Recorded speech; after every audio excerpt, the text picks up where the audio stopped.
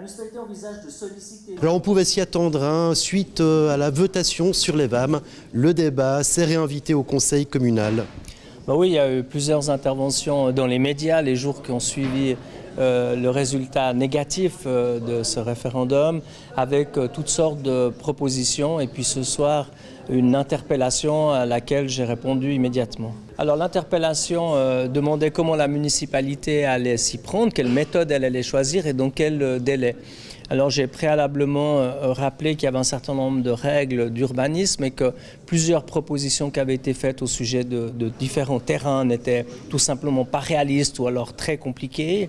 Et puis ensuite, par rapport à la méthode, j'ai expliqué que la municipalité était ouverte au dialogue, qu'elle estimait que la démarche participative était difficile pour un objet aussi émotionnel que celui-là, mais ouverte au dialogue, dans un esprit constructif, en écoutant les arguments qui ont été mis par toutes les parties prenantes de cet objet référendaire. Il y a eu des belles énergies qui sont sorties du groupe qui étaient favorables, il y a eu des remarques constructives des opposants.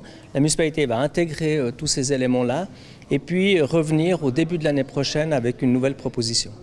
Alors une nouvelle proposition début 2018 et avec le canton, le dialogue continue.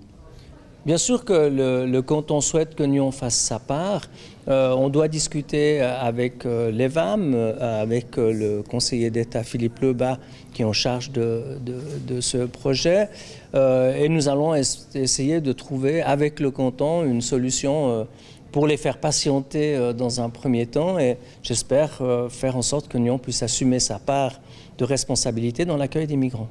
Que vous a dit Philippe Lebas au lendemain de cette votation ? Philippe Lebas, il aimerait que Nyon fasse sa part et il souhaite qu'on puisse faire des propositions et qu'on travaille ensemble avec les VAM pour mettre en place une solution qui soit différente que celle de l'accueil des requérants dans des abris atomiques. Donc oui, on va retravailler ensemble et faire des propositions qui seront soumises par la municipalité au conseil communal, mais qui seront discutées préalablement avec les VAM. Est-ce que Philippe Lebas vous a mis la pression ? Il y a forcément des discussions depuis longtemps avec le canton qui nous rappellent régulièrement que tout l'ouest du canton fait peu pour l'accueil des requérants et que Nyon, notamment, n'en fait vraiment pas assez.